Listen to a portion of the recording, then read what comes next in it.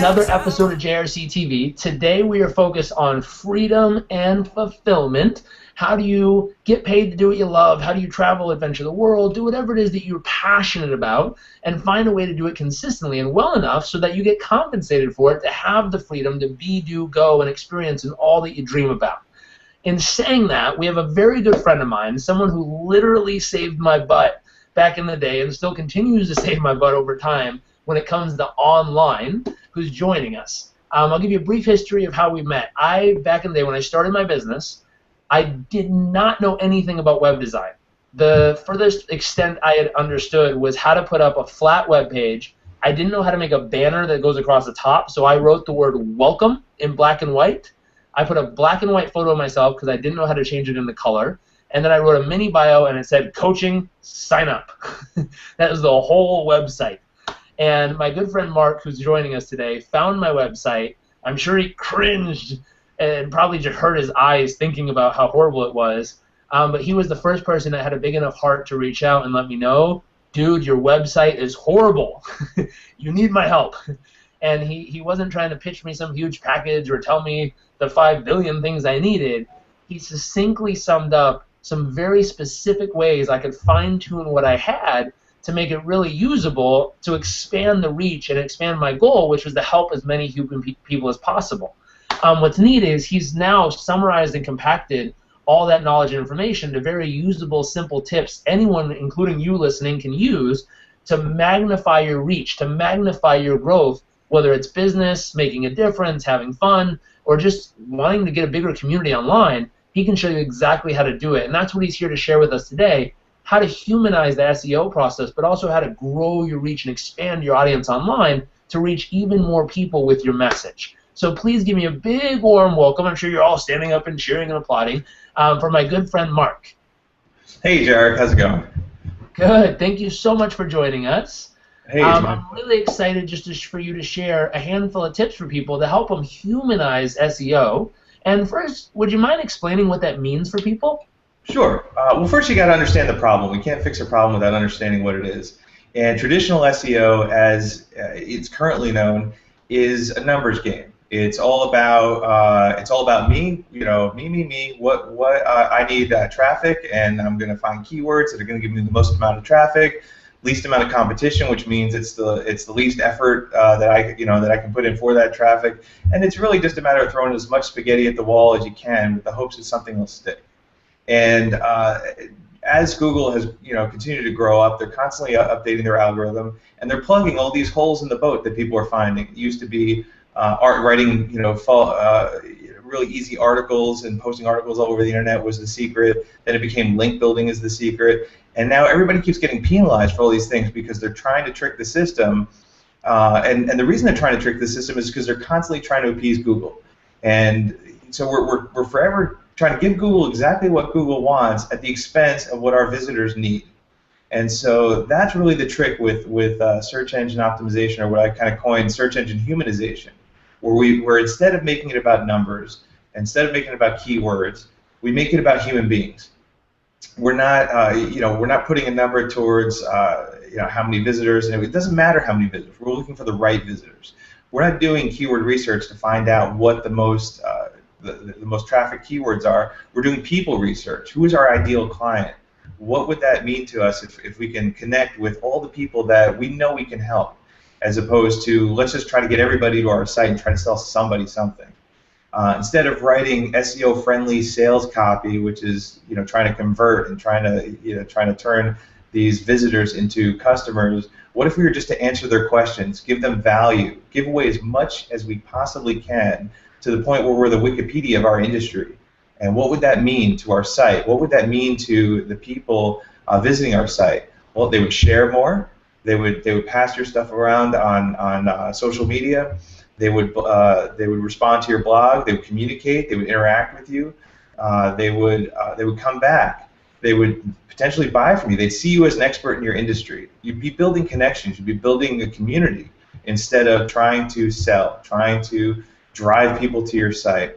And all this comes down to exactly how we act in real life versus how we act on the computer. When you go into a networking event, if you're the guy that's walking around handing everybody a business card without introducing yourself, without asking what they're looking for, without trying to find out who they are, you're not going to do very well.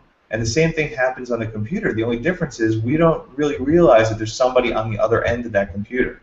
There's somebody on the other end of that search, and it's a human being. It's not Google, and it's not this, we just have this computer screen in front of us that, if you look closely enough, is reflecting your own face. You're not seeing anybody on the other end of it. And that's where we go wrong, when we're just focused solely on what Google wants and what these, what we think we can get out of somebody, as opposed to what we're able to give. Makes so much sense. So I'm curious, if someone they know their ideal client, they know who they're trying to reach, what are a couple simple tips you can use to help them connect even more with those people and to help them find even more? You said obviously write it for those people, connect with those people, but if we were to break it down to just a few tips for them, what are a couple tips they could use to really truly connect at a deeper level with those people? One of my favorite things to do when I'm working with somebody is I have them and anybody that has a connection with a potential client, prospect, somebody on the phone, existing customer, always carry around a notebook with you, and that could be a yellow pad and pen, or it could be a digital notebook like Evernote. And the second that one of your clients, one of your prospects, somebody that you're talking to asks a question, write it down word for word. And just keep writing down these questions word for word. Everybody on your team, writing down questions that your potential clients, your prospects are looking for.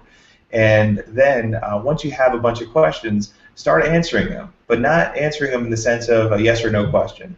Answer them in the, really thoroughly, giving away the true and honest, full, complete answer. Like this is all this person needs to answer this question.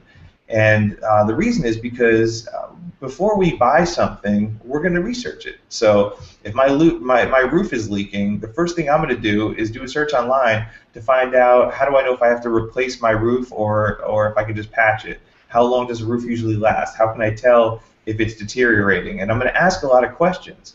Now, these are questions that people have been asking you as a business owner for years, and you've just given them the answer over the phone and ignored the fact that they're also searching them online. And so if you're the person out there that's answering all those questions online, when they do search them, you're going to show up in the search because now you're very relevant because you're answering the question. Google wants to answer the question that's being searched. And so you're giving away that answer, you're adding credibility to yourself as a business owner and your company, and you're adding value to people that, when they hear somebody that has a similar problem, they're going to pass along to somebody they know. And the best part about that is this stuff lives on your site forever. It's not like you answer that question once and then it goes away. That question could pay you back 1,000 times over the next 1, 2, 3, 5, 10, 100 years. 100 might be a little extreme, but you get the point. Very cool, very cool. And it makes total sense. So step one would be track the questions people are asking. Step two would be post a blog or post an answer on your site to catch the answer to that question, or catch the Google or Yahoo or anyone looking for that answer itself, to bring them back to your site, because you're the one giving all the information, answering all those questions. Exactly. And how do you answer? A lot of people say stuff like, well, if I give them all the answers, then they won't be interested in working with me or buying from me or getting the rest. That's if somebody's a do-it-yourselfer and they're going to search for the way to do it themselves, they're going to do it themselves, whether you help them or not. But it could turn into something if it goes bad, like if it doesn't work out like they expected, or if it, if someone they know needs that same, has the same question. There's, get back to the roofing example. I'm not going to do the, repair my own roof myself.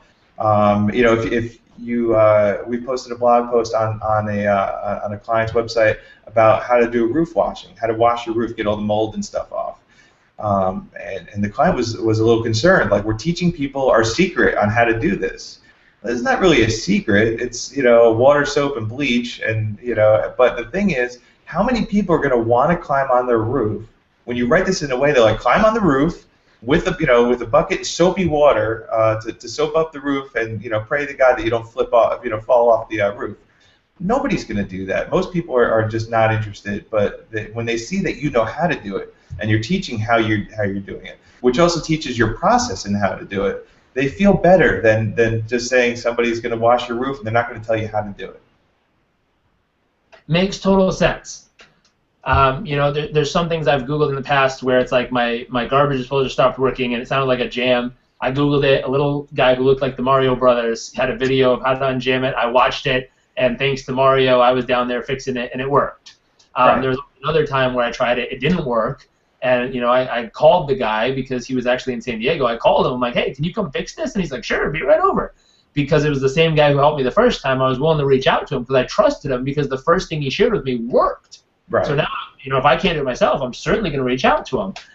There's another thing I saw that's really interesting for people is depending on, like you said, your ideal market, the ideal person you're trying to reach. It's fascinating because I've seen people who take information that's very valuable to people who are their ideal market, who have plenty of money to pay for it, but no time to apply it.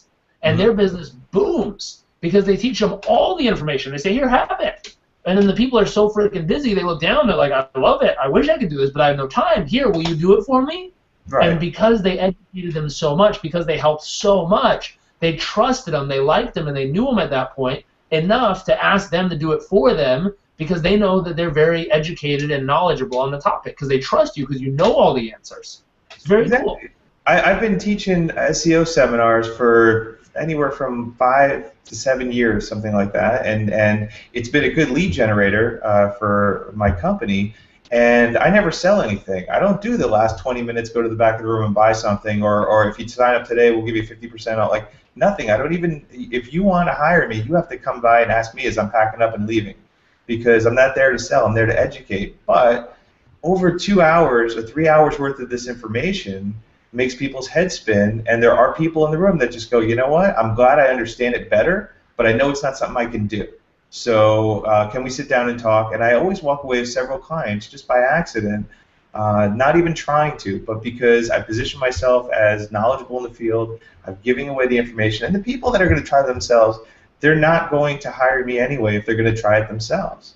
And so at least I can steer them in the right direction and do good. And there's people who might be asking, well, how successful could you really be if you're not closing, if you're not trying to hammer down the sale and all these other techniques? And I don't know if it's official yet. I don't know. Are we allowed to mention? Yeah, we're allowed to mention. So you guys are one of Inc.'s 5,000 fastest growing companies for the Inc. 500? We made, my company Rethink, along with my business partner Tom McVeigh, we made the Inc. 500 fastest growing privately held companies in the U.S. We were number 372, but last week we got a letter saying they made a mistake, which is not the first thing, not what you want to hear, but we're actually now number 370. I was like, it was a good mistake. Very cool. No. So the magazine came out about a week ago, and it's you know, and a lot of it is due to that you know, how we handle ourselves, how we get out there, and add as much value as we can, knowing that, you know, we're going to win some clients and we're not going to win all of them, and that's okay. But at least, you know, we have a good reputation out there. We're constantly showing our face, giving away, and adding as much value as we can. Very cool. So simple tips, track the questions your clients ask, answer them online, give tons and tons of value, focus on how do you serve them versus what are you going to get from it. Any other tips that stand out? That'd be a simple getting started tip for somebody? That's it. And just you know, the other thing is just get over the fact that you are not going to sell every single person in the room. That you got to understand who your ideal client is, because if you're really trying to sell to everybody, figure out what everybody's questions are, it's not going to work. Because if I'm trying to sell everybody and talk to everybody, I'm talking to nobody. I'm not, you know, I don't have an audience. You know, I have a friend that's a caterer, and his ideal client was anyone that was hungry.